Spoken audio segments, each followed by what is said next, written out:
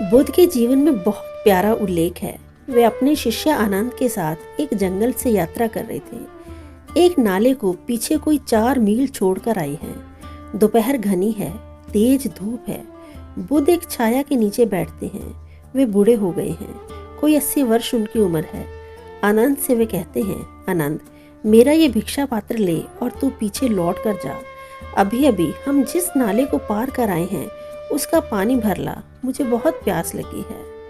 आनंद उस भरी दोपहरी में बुद्ध का भिक्षा पात्र लेकर 4 मील वापस लौटता है। लेकिन जब वह लौटता है तो बड़ा हैरान होता है।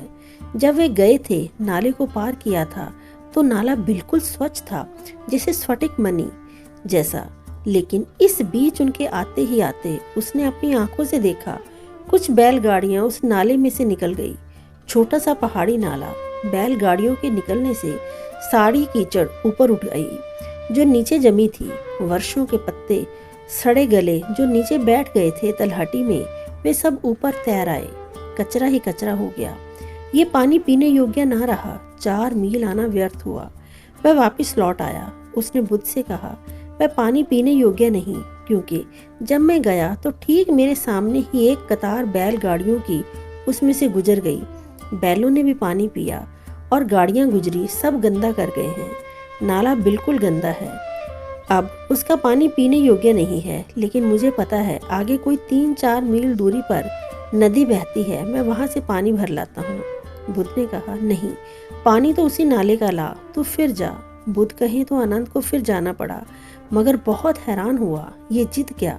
पानी पीना है, नदी से बेहतर पानी मिल जाता। और 3-4 मील वह भी यात्रा थी, कोई यात्रा में भी फर्क नहीं पड़ता था। फिर उसी नाले पर भेज रहे हैं जिसका पानी बिल्कुल गंदा हो गया है।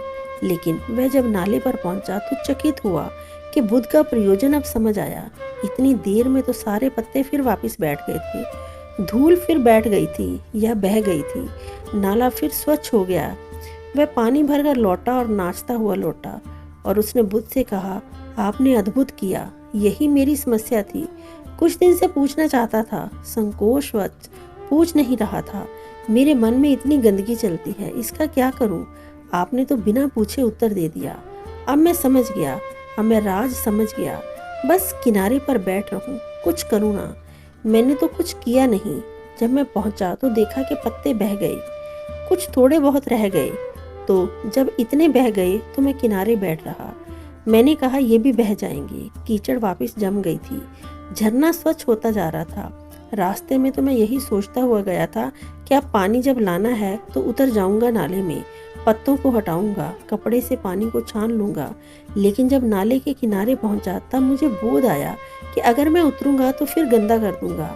बैठ रहा किनारे पर, कुछ किया ना, सिर्फ देखता रहा, देखता रहा, देखता रहा।